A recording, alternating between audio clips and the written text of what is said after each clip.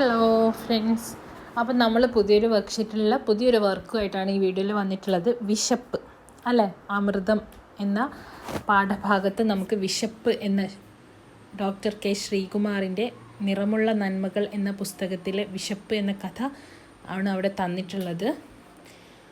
പാഠപുസ്തകത്തിൽ തന്നിരിക്കുന്ന കഥ വായിക്കൂ, എല്ലാവരും വായിച്ചിട്ടുണ്ടാകും. അവൾ കുട്ടികൾക്കിടയിൽ കയറി എത്തി നോക്കി.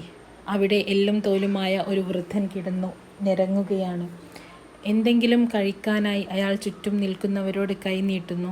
കുറേ കുട്ടികൾ അയാളെ കളിയാക്കുന്നുമുണ്ട്. വല്ലാത്ത വിഷമം തോന്നി അവൾക്ക്, വല്ലാത്ത വിഷമം തോന്നി. ആ വൃദ്ധൻ അവളെ കണ്ടു. അയാൾ മെലിഞ്ഞുണങ്ങിയ കൈകൾ നീട്ടി അവളോടെന്തോ പറഞ്ഞു. ചില കുട്ടികൾ അപ്പോഴും കൂക്കി വിളിച്ചു. അവൾ പിന്നൊന്നും ചിന്തിച്ചില്ല.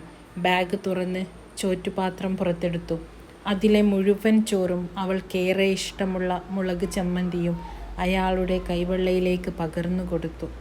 അയാളുടെ കുഴിഞ്ഞ കണ്ണുകൾ നനഞ്ഞു. ആർത്തിയോടെ അയാൾ ചോറ് തിന്നു തുടങ്ങി.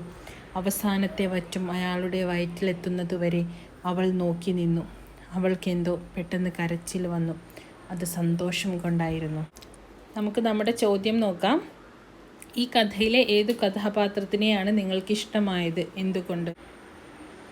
വിശപ്പ് എന്ന ചെറുകഥയിലെ വൃദ്ധന് ആഹാരം കൊടുത്ത കുട്ടിയെയാണ് എനിക്കിഷ്ടമായത്. നമ്മളെപ്പോഴും മറ്റുള്ളവരോട് കരുണ കാണിക്കുകയും മറ്റുള്ളവരെ സ്നേഹിക്കുകയും വേണം. വിശക്കുന്നവന് ഭക്ഷണം കൊടുക്കുന്നതിനേക്കാൾ വലിയ പുണ്യപ്രവൃത്തി മറ്റൊന്നില്ല. അടുത്ത ചോദ്യം, കഥയിലെ പെൺകുട്ടിയുടെ സ്ഥാനത്ത് നിങ്ങളായിരുന്നുവെങ്കിൽ എന്തു ചെയ്യുമായിരുന്നു? നോട്ട്ബുക്കിൽ രേഖപ്പെടുത്തും. വിശപ്പ് എന്ന ചെറുകഥയിലെ പെൺകുട്ടിയുടെ സ്ഥാനത്ത് ഞാനായിരുന്നെങ്കിൽ എൻ്റെ ചോറ്റുപാത്രം തീർച്ചയായും ഞാൻ അദ്ദേഹത്തിനു മുൻപിൽ നീട്ടും. കാരണം വിശപ്പിനേക്കാൾ മറ്റൊരു വലിയ ശിക്ഷ വേറെയില്ലല്ലോ. മാത്രമല്ല അദ്ദേഹത്തെ സുരക്ഷിതമായി വൃദ്ധസദനത്തിലെത്തിക്കാനും ശ്രമിക്കും. പിന്നെ നിങ്ങൾ ചെയ്യേണ്ടത് ഒരുപാട് പ്രവർത്തനങ്ങൾ ഇനിയുമുണ്ട്. അത് മറ്റൊരു വീഡിയോസായിട്ട് നമ്മൾ ആദ്യം തന്നെ അപ്ലോഡ് ചെയ്തിട്ടുണ്ട്. ഇന്ന് വേറെ 2 വീഡിയോ 4ാം ക്ലാസ് ചെയ്തിട്ടുണ്ട്. ആ വീഡിയോ ഒക്കെ ഒന്ന് കാണുക. പിന്നെ അതിൽ എഴുതാത്ത ഈ വർക്ക്ഷീറ്റിലുള്ള ഒരു വാക്കെന്ന് പറഞ്ഞാൽ കൈതവം. പൈതൽ എന്ന് പറഞ്ഞാൽ കള്ളത്തരം കാണിച്ചിട്ടുള്ള കുട്ടി എന്നാണ് അർത്ഥം. കൈതവം.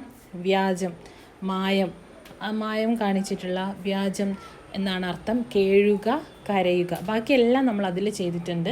ആ വീഡിയോ എടുത്ത് കാണാം കേട്ടോ.